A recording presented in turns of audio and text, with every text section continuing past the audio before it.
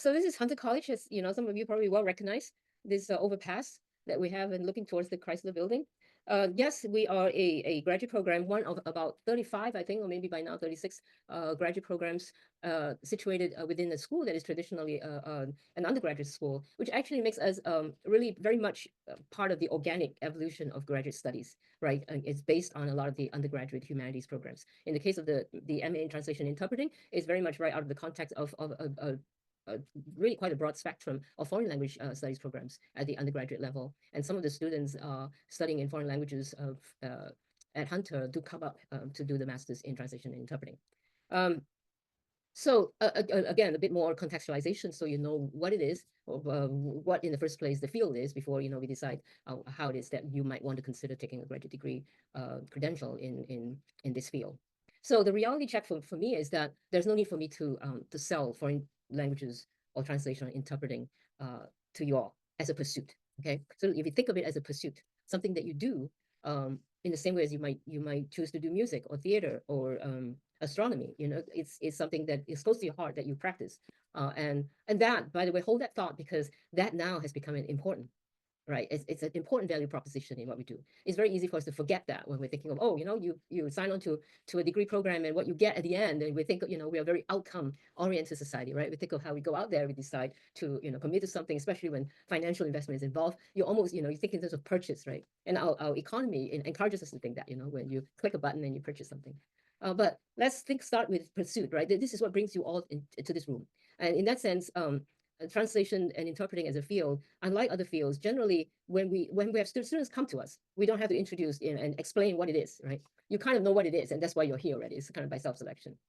But the question to ask, right, given the reality of how this would be a financial investment and investment in your time, and a serious matter for some of you, you are at the point of crossing into the threshold of the work world, right? You finish with your undergraduate studies. Where do you go from here? And when you ask yourself, where will I be 3 to 4 years from now, right? um, Actually, scenario one is you may be around here, right? New York, Philly, wherever home is, or it could be very vastly different between scenario one and two. You may be in Singapore, Nigeria, Germany, Vancouver. This is the world that we're in. Okay, and think seriously about that. And do you know for sure what you'll be doing? Probably not, because the possibilities are sky's the limit, right?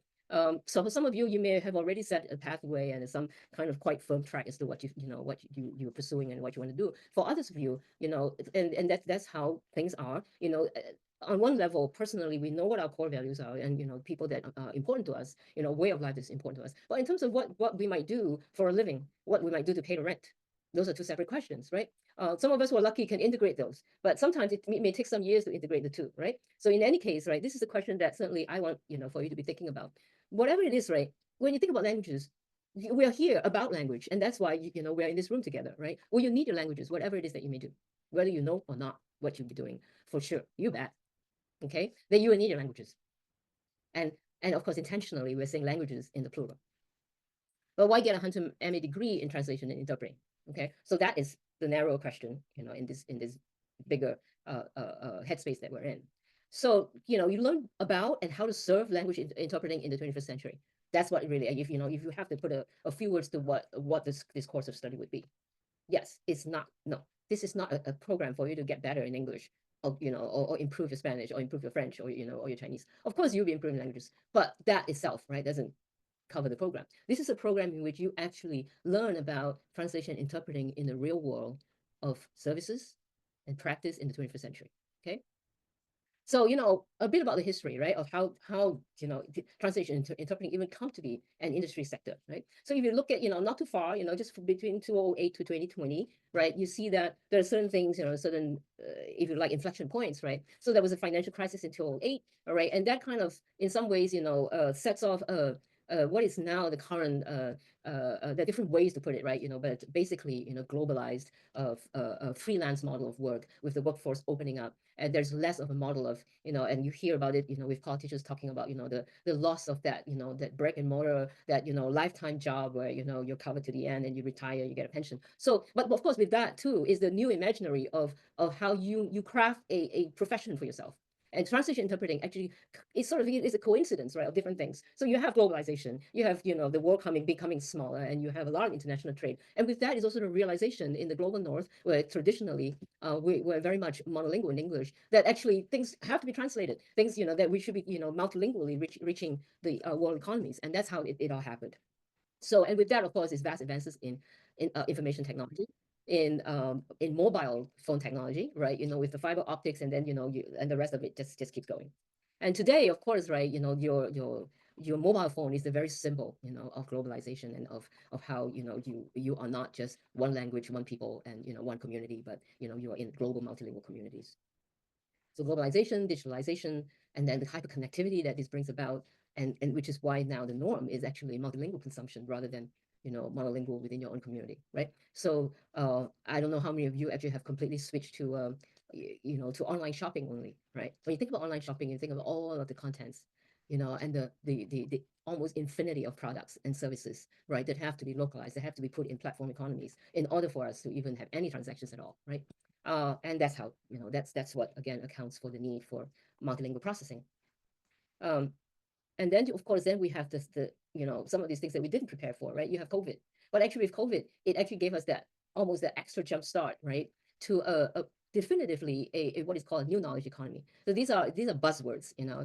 The new knowledge economy is exactly what translation interpreting as a field exists in, right? Because it is about new media. It is about your blogs and your Instagrams. It's about all of the, you know, the digitized content sharing that goes on. Okay, so in that sense, right, we have definitively moved away from um, the teacher giving you two paragraphs on a piece of paper for you to translate, right? I mean, uh, and you can just imagine, right? With that is how um, content processing, multilingual processing, it now happens in such a huge volume and in such great speed that it is impossible. And indeed, it is impossible for the human being to go word for word, looking up every 3 words, you know, and making sure that you know, because all of these things, all of these are now resources, right? These are all databases. They're all terminology bases. And what it is that is required of the human is actually to draw all of these, right? These digital resources together, and which is all, of course, the same things being fed to AI, right? Which then generates most of the ground level word processing for you. So then, of course, then your big question is then, what does it leave us? What are we to do, right? Well, here's the thing, right? None of the machines can do anything without us feeding our interest positions, our perspectives, and our contacts into these machines, right? And so the more we rely on machines, the more we need humans who are able to oversee and who know enough, you know, of all the contextual wherewithal and, you know, the accountabilities that's involved with actual human dealings. Because at the end of the day, right, when people disagree, when things go wrong, machines don't care, right? Only humans can deal with it. So, you know, yes, you know, with all of this, we see the rise of what's called language services. Language services is distinguished from translation interpreting studies per se, right? So if you're coming into this field, you're coming to learn about professional language services and professional translation interpreting. And the way is distinguished simply, okay?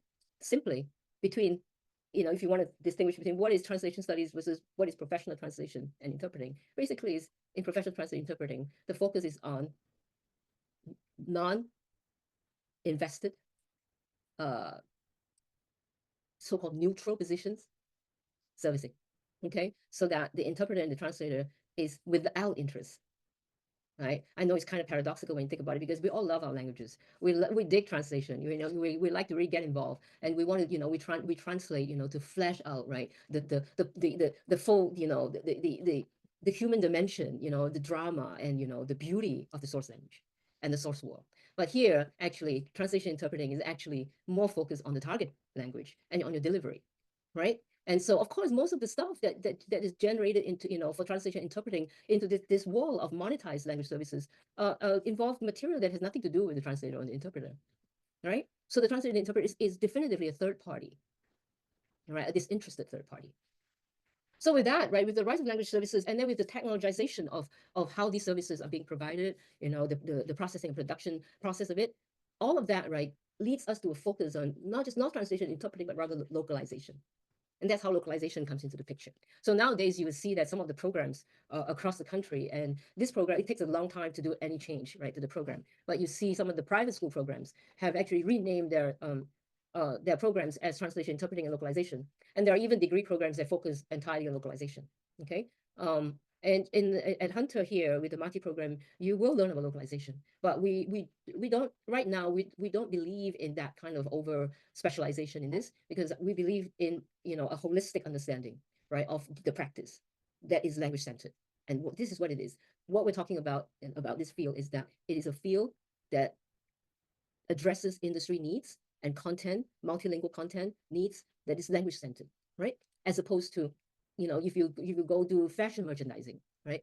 It is not necessarily language centered. It backgrounds language. It assumes that there's a normative language, whether it be French or it be English. Whereas in this field, you are explicitly and reflexively language centered. So that you go into fashion merchandising as a language specialist, you can then be the consultant or be the in-house lead in teaching them how to be language centered in the particular areas in which they want to be selling their merchandise. Okay, so that's how this is.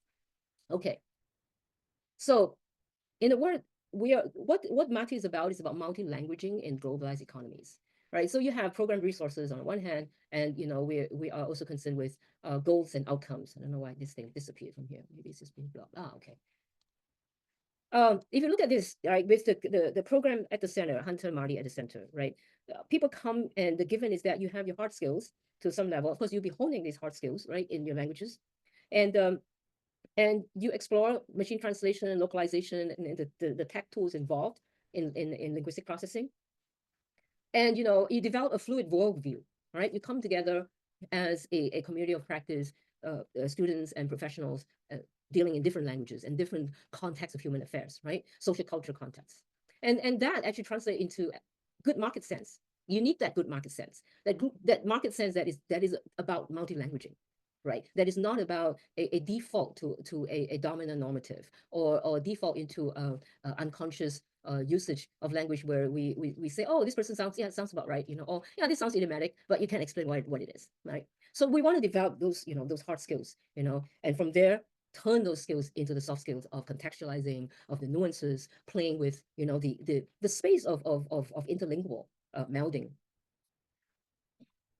So you have New York City and the world, right? Obviously we draw on that, from art to the stock market. You have integrated global and liberal arts, right? Those are the program resources that all of Hunter is about, right? And any good academic institution will have to offer. And we draw on these two in the courses, as you see shortly. And we offer the academic rigor as well, right? You work on the linguistics, you work on literary translation, which is, by the way, forever at the heart of all translation. It's not like, oh, you're professional translation interpreting, therefore you never do literary translation. No, not at all, right? That is actually a misconception. Actually, literary translation is forever. So here, right, the goals and outcomes is that, you channel these program resources, right? You develop multilingual perspective and competencies. You develop social purpose, right? You get to know different industry sectors and the needs of the real world. You develop community savvy. We have community interpreting as a core part of what we do. We also do medical interpreting, right? And those actually take you beyond the kind of the comfort zone, right, of our ivory tower, into the real world. And yes, to put it bluntly, translation interpreting occur in moments of need and moments that are often of conflict, of suffering, right, rather than celebration and joy. And that's the reality of it, right? And it is I would say it is a rugged field, okay? And then of course you develop your acumen for business and for setting up your own enterprise, because it's also fundamentally a field that is that is very amenable to freelance to the freelance model of work, where you learn about market needs and and the flux of the market and how you position yourself and how you make a value proposition for yourself. So sorry, I'm trying to this way. Okay. Right. So you see here, right? This is just picked up from some language service provider with a good flow chart, right, of how work is produced on a large scale. Generally, nowadays, most of the language service providers that we're talking about, it's just like, you have healthcare providers, right? You have healthcare solutions, and you have all kinds of what they call solutions. And language is no exception. Okay, so the same question you asked about AI or where's the human going, you could ask about most industries. And indeed, it's very tethered to a system or an integration of various technological processes. Okay, so you see here, right? At the end of the day, of course, the human that is in the middle actually needs to, like I said, needs to coordinate everything else, right? So what it is that translingual thinking must constantly be at the center of these processes. Right, in that translingual thinking, you can, of course, to a limited extent, which I'm sure all of you do already, you could have given text, and put it to Google Translate, put it to ChatGPT, or you can have a topic, and that is generated for you. However, beyond that, as you develop this content and as you have more requests and different perspectives, if people disagree, at every step of the project and new ideas come in, it is not going to be possible without a human coordinating all of these different junctures, right, in the course of content production. Right. So what it is that it's not that the human is being supplanted or discounted, but rather the human is asked to be operating, at a level. And so you should be. If you're coming to a master's degree program, you want to do more than just passively translating given text without asking any questions. I should hope not. Right, because that you can do, and indeed, unfortunately, this is the real world. Some students come into this field and say, oh, we're doing a master's. Oh, how I resent, those bilingual, especially students in the Spanish language pairing, for example, because we have such a huge Spanish speaking communities in New York City. And then, I have students complaining about that, like, oh, they're competing with us. They're not even qualified, and they're taking up all the jobs and they're translating voluntarily. Hey, yes, and actually sometimes they do better. Because if that is something that is at stake, happening to their family, their grandparent is ill and they're anxious, sure, so there's an advantage to that kind of translation. And you're not to, if you're going into this field and you think this is what I want to do, you've got to think about working at a managerial research level, right? That is where your value should be with your studies. And not this thing of course, yes, translate by all means, but I should hope that you would be in a position where you can pay the rent with a good job and you pick out some really worthwhile translation and give voice to all of these underrepresented language artists and authors in the world. You see, those sorts of translation are so much more worthy and so much more stimulating to translate than your I don't know, your patent registration, right, your clinical research report. By the way, those are actually much easier to translate than trying to translate your favorite novel. That's the bottom line, right? So therefore, right, coming back to this real world, yes, if you're afraid of technology, probably this is not the field for you to go into. Okay, so it's very technologized, but it is language centered. You learn about the digital workflow, how you control that workflow, how you balance that with the real world demands. How you're balancing all of these different documents that are being generated. And then you're looking at them and you're trying to find a cohesion. And then there's some other marketing opportunity, maybe out in I don't know, Far Rockaway, and you make your way out there and find out, interview people maybe.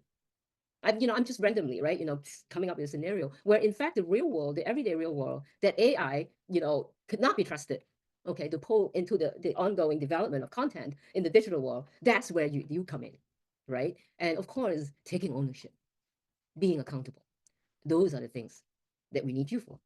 And we need well-trained language specialists, right, to own all of this, to own your project. So at the end of the day, right, you will be in a position to be teaching and collaborating with AI. And that's where you want to be. All right, the curriculum. It's a minimum of 10 courses. Some students, because there's a discount, as you know, in the CUNY system for full-time studies, you could end up with 11 courses. In any case, 10 minimum, and I'll show you shortly how this works. So you have the 3 required courses, and these are the 3. And you see how they cover the 3 strands, the translation, the written translation strands, the principles of interpreting practice, that's the interpreting strand, and the technology. Then you have, in the second category, you have core translation practice courses. These courses actually identify the 2 main domains of translation, namely legal and business and medical translation. And in addition, we also have professional translators workshop, which addresses the key work model, right, of translation, where really translators are asked to build pretty much their own work model, whether it be an LLC or whether you decide to work freelance. You could be a consultant that is attached to a particular interest that you have, or a particular field that you know a lot about, highlighting, of course, the translation and the language service aspects of that particular industry sector. So so those 3 classes, if you take all 3, you will have already 6 courses here, right? And that would leave you with 4 courses to take in the language specific, or these interdisciplinary, and this one that is I highlight here because it is a growing area in the curriculum. Okay, so we look at these. Right, these are what we call special topics and electives. So like I said, if you take all 6 above, then you will choose 4. Right? If you are in Chinese, Russian, or Spanish, because we have these 3 as established tracks, generally we ask that you take 3, minimum of 3 in your language tracks. On the other hand, the program is also open to the top 10 internet languages. And these languages, as you come in, if you, let's say, in Arabic or in Korean, we have so far we have had these 2 as minor languages. We have actually this semester we have a Ukrainian student who's joined us. So in such languages, you will not have language specific classes as such, but you can work in your language specific pairing by joining the existing classes, or you could actually do what is called the interdisciplinary, right? So we look at that, but let me flash out these established classes under each language track. So you got to look at that. And with Arabic, already it's happening with Arabic because Arabic has been encoded in as a 4th track since last year. Yeah. So we're working on introducing our first Arabic class, Arabic to English literary translation very soon, probably in the fall. So you see here is where the program is structured so that you can do what is called a replica of the existing classes. Okay, that's quite easy to do because we already have submitted the basic outline for such classes, and then with the specification that we can add other languages. You could also devise a language specific project under independent study. And then finally here, the established courses in translation technology, localization and terminology management, that's a class that is offered every other semester. New media translation is another one. Editing and revising and translation, right? That is another class that's focused on processing. And we are rolling out video game localization, hopefully as of fall 2026. And translation publishing and marketing, right? And this relates again to project management in language services, which I anticipate would be, really a growing sector, especially with AI, right? Taking on some of the more mundane kind of work. This is thinking in terms of things that AI cannot do, right? Talking to real world people and negotiating translation projects. Multilingual content management is already very much in the picture for this degree program. I'm almost done. So basically, right, here's the structure just to explain that. You have curriculum design delivery, it's short and nimble, right, with 30 to 33 credits. And by the way, it's specifically a non-sequential program. So by and large, you don't have to take, there are very few prerequisites in the program. So you don't have to have taken one course before you take the next course, right? We focus on allowing students to take the courses that they need to take and graduate, as quickly as they can invest the time in studying. So you take 9 credits in the core translation courses requirements, then 2 to 3 core translation practice with language components, and 5 to 6 language specific skill practice in both translation and interpreting. Actually, that is if you're in the core, but you don't really have to take all language specific, right? You can also take the technical courses, the technology courses. So that's how we make up the credits. So we have a faculty made up of primarily practicing professional translators and interpreters, which is still very much a close-knit community of practice. Pretty much really, everybody knows everybody in this field. Internships through faculty recommendations, that's quite common. Or students could find their own internships, and faculty could firm those up, by calling them. And we have partnerships with city government agencies, and often they will keep us informed of any internships that they offer.